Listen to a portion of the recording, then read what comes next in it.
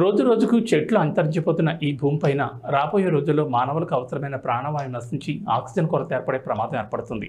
అందువల్ల భారతదేశంలో కానీ ప్రపంచంలో కానీ ప్రతి ఇంట్లో తప్పనిసరిగా చెట్లు నాటాలి, పెంచాలి అని ఒక యువకుడు పట్టణాల్లో మొక్కలను ఉచితంగా ప్రజలకు అందజేస్తూ ప్రచారం చేస్తున్నాడు. చెట్లు పెంచడం వల్ల మనకు ఆక్సిజన్ ఉచితంగా లభించడమే కాకుండా మానవాళి మనుగడకు ప్రాణాలు నిలబడడానికి అవకాశం కలుగుతుందని ఆ యువకుడు పేర్కొన్నాడు.